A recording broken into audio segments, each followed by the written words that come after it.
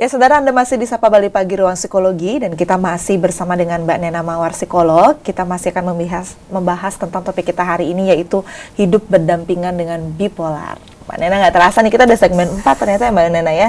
Padahal kalau misalkan kita pikir banyak sekali masih topik-topik yang kita harus bahas tentang bipolar ini ya Mbak Nena ya, supaya kita bisa lebih aware begitu dengan fenomena-fenomena yang terjadi di sekitar kita, salah satunya yang berhubungan dengan bipolar ini.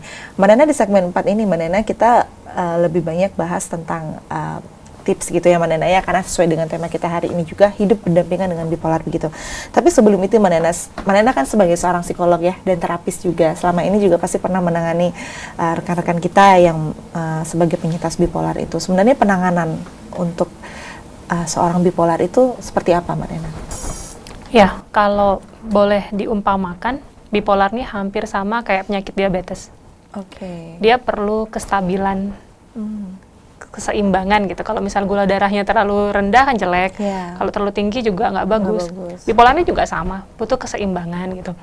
Jadi mungkin setelah para pemirsa, teman-teman di rumah mendengar apa yang kita obrolkan hari ini, jadi lebih terbuka untuk ya mencari tahu lebih banyak tentang bipolar ini apa, supaya ketika pasangannya, anggota keluarganya, teman di kantornya, di sekolah mengalami hal yang seperti itu, lebih paham.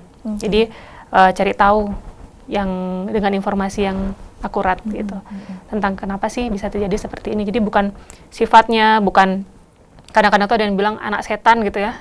Jadi karena dia punya perilaku yang susah dikontrol gitu. Jadi itu jangan seperti itu. Ini adalah disorder. Disorder itu keluhan, gangguan. Jadi butuh dibantu untuk ditangani gitu. Yang keduanya adalah pemicunya coba kita hindari. Misalnya, kalau sudah tahu penyebabnya adalah pengabaian, ya coba kita lakukan pendekatan dengan memberikan perhatian ya. Kemudian telinga yang mendengar, bukan judgement lagi, bukan blaming lagi gitu. Apalagi ketika fase-fase depresi ini sangat dibutuhkan sekali kehadiran, bukan nasihat bahwa dia kurang iman, kurang sembahyang, yang justru akan membuat dirinya, oh ya saya pendosa gitu.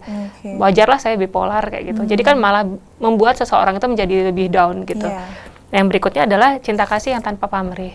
Jadi karena memang perubahan mood ini tentu ya membawa kelelahan secara mental bagi pendampingnya gitu.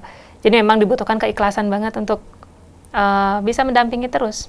Jadi ya jangan sampai bosan dan jenuh untuk tetap menjadi pengingat minum obat, pengingat untuk sesi pendampingan di rumah. Karena kalau misalnya sumbernya adalah keluarga, ya juga ada family terapi, kita biasanya programkan juga seperti itu. Berarti memang dalam penanganan ini semuanya berperan ya Mbak Nena ya, baik itu keluarga maupun orang-orang di sekitar, selama memang kita paham gitu ya Mbak Nena ya. Dan jangan lupa caregivernya, pendampingnya harus sehat mental juga. Jadi dia harus jangan lupa mencari dukungan kayak komunitas, cari informasi gimana sih sharing dengan yang lainnya kalau kamu mendampingi pasangan dengan bipolar. Dan jangan lupa juga pendampingnya harus ada sesi konseling, karena pasti akan ada imbasnya ya, secara lelah secara mental, depresi dan sebagainya mendampingi seseorang dengan bipolar. Jadi konseling dengan psikolog itu juga boleh dilakukan kepada caregivernya atau support group terapi bisa dilakukan seperti itu. Iya benar, karena kalau misalkan ternyata caregivernya atau yang lingkungannya ternyata tidak kuat gitu ya, secara mental juga itu akan mempengaruhi mereka. Ya, jika mereka kurang paham, kurang tahu ilmunya. Berarti memang harus paham juga kuncinya Mbak Nena. Itu kalau untuk orang-orang di sekitar ya Mbak Nena ya. Kalau dari psikolog sendiri biasanya jenis terapi yang paling biasa dilakukan untuk para penyintas bipolar ini terapi apa itu Mbak Nena? Oke, psikoterapi itu ada banyak nih. Mbak Nena akan menjelaskan simpelnya aja ya gitu. Jadi yang biasa dilakukan adalah cognitive behavior therapy. Cognitive behavior therapy itu adalah menggunakan kognisinya, potensi kognisinya si pasien atau si klien ini untuk bisa dia berbuat sesuatu perubahan terhadap dirinya sendiri. Jadi bukan kita yang memberikan harusnya kamu gini-gini, enggak. Kita menggunakan potensi yang dia miliki gitu. Atau DBT, dialectical behavior therapy, dengan kita berdiskusi, kita ada sesi mindfulness. Jadi mindfulness itu mungkin nanti ya di topik yang berikutnya khusus tentang mindfulness gitu akan dibahas. Jadi mindfulness itu adalah bagaimana teknik relaksasi, kemudian ya sejenis dia bisa mengetahui tentang kondisi yang dia alami dan tidak berusaha skip dengan perasaan-perasaannya, tidak lari dengan cara self-harm atau mabuk, minum alkohol, kemudian dengan narkoba gitu. Nah, kemudian yang di sisi lain adalah family terapi. Karena kalau memang itu adalah sumbernya dari keluarga, couple terapi misalnya dengan pasangan, dan sisi support group terapi misalnya dengan semua penyintas yang sudah melewati masa sulit, kemudian dia sudah bangkit. Jadi saling bisa memberikan masukan kepada mereka yang baru terdiagnosa bipolar gitu. Jadi itu yang bisa dilakukan. Dan yang paling penting adalah journaling. Journaling itu adalah terapi menulis. Jadi itu menulis itu seperti kita menuangkan apa yang ada di kepala dan hati kita, menulis dengan bebas, tanpa ada judgement, tanpa ada aturan, hanya meluangkan waktu untuk kita bertemu dengan diri sendiri melalui coretan di kertas. Jadi kalau dulu Nitya pernah nulis diary ya? Iya, sampai sekarang malah masih nulis diary. Itu journaling. Jadi kalau Mbak Nena ibaratkan, journaling itu adalah sesuatu box berisi barang yang penuh yang dibawa ke psikolog. Kemudian psikolog bersama si klien berdiskusi, transaksi yang mana barang yang bisa dibuang, yang mana yang harus dipertahankan, yang mana yang nanti deh buangnya, sehingga space atau ruang itu lebih lapang. Jadi kepenuhan emosional atau masalah-masalah yang sebenarnya tidak perlu disimpan atau dipendam berlarut-larut itu bisa dengan dialectical behavior therapy itu membuat dibuang gitu. Jadi nggak jadi sumber trigger yang berlarut-larut begitu. Kalau misalkan terapi sendiri di psikolog yang untuk beberapa psikoterapi itu biasanya butuh waktu berapa lama Mbak Nena untuk para penyintas bipolar? Berbeda. Tapi biasanya maksimal 8 kali sesi. 8 kali sesi. Dan itu memang kuncinya komitmen sih. Dan harus patuh ya Mbak Nena ya?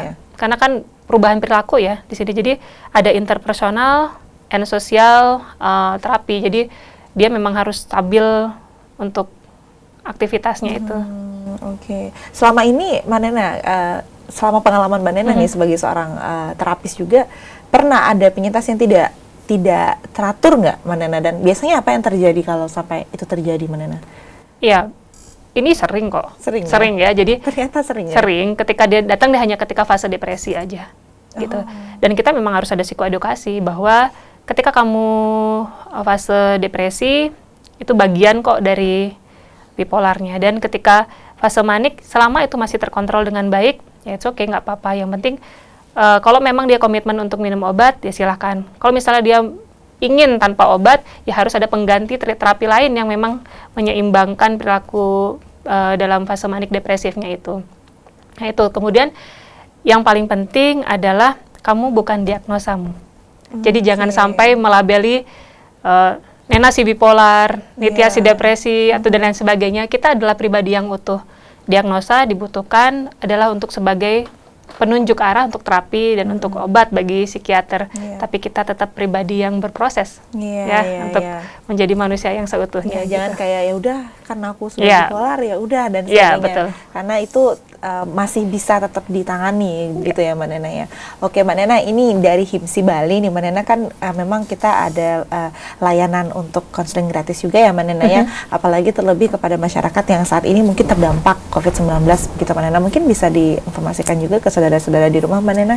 Ya, untuk informasi konseling gratis silakan dibuka web HIMSI ya di www.himsi Bali. Ya, jadi nanti di situ ada informasi nomor telepon yang bisa dihubungi untuk mendapatkan konseling gratis. Oke. Dan di sana ada Mbak Nena juga? Ada Mbak Nena juga. Mungkin untuk teman-teman atau saudara-saudara di rumah yang mungkin merasa juga mood swing begitu, bisa jadi deteksi dini untuk bisa menghubungi para psikolog di HIMSI ya Mbak Nena ya? Oke, wah ini kita nggak terasa nih Mbak Nena, kita udah banyak sekali membahas tentang bipolar, tapi mungkin Mbak Nena tentunya kan, karena Mbak Nena juga sempat cerita tadi ada komunitas juga ya Mbak Nena ya, untuk para penyintas bipolar. Mungkin ada yang nonton nih hari ini, ada yang ingin disampaikan nggak Mbak Nena dengan rekan-rekan para penyintas bipolar? Ya, bagi teman-teman yang saat ini sedang berjuang dengan fase manik, dengan fase depresif, terima kasih sudah bertahan 1 hari, ditambah 1 hari lagi dan memilih tidak kalah dengan bipolarnya. Jadi kamu tidak sendirian, ada kami di sini para psikolog yang bersedia untuk menangani, untuk mendampingi, dan untuk mengatasi permasalahan bipolarmu.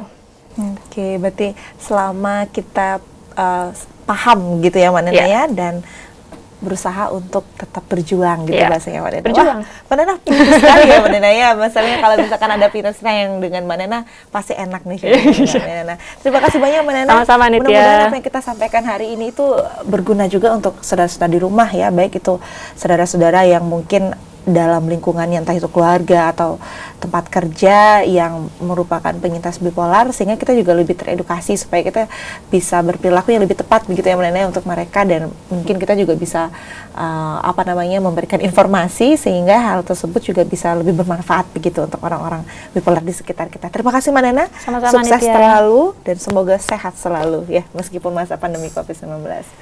Ya saudara, itu dia tadi perbincangan Nitya dengan Mbak Nena Mawar, psikolog klinis remaja dewasa. Kita temanya hari ini adalah bagaimana hidup berdampingan dengan bipolar. Dan saudara, Nitya juga ingin mengingatkan bahwa tayangan Sapa Bali Pagi Ruang Psikologi ini dapat Anda dengarkan juga di YouTube kami ya, di Kompas TV Dewata Sapa Bali Pagi Ruang Psikologi, dan bisa juga Anda dengarkan di Radio Sonara Bali FM 98,9. Nitya juga mengingatkan jangan lupa untuk follow Instagram kami di Kompas TV Dewata, @Facebook kami di Kompas TV Dewata juga. Selamat pagi, selamat beraktivitas, dan jangan lupa untuk tetap patuhi protokol kesehatan. Om Santi Santi Santi Om.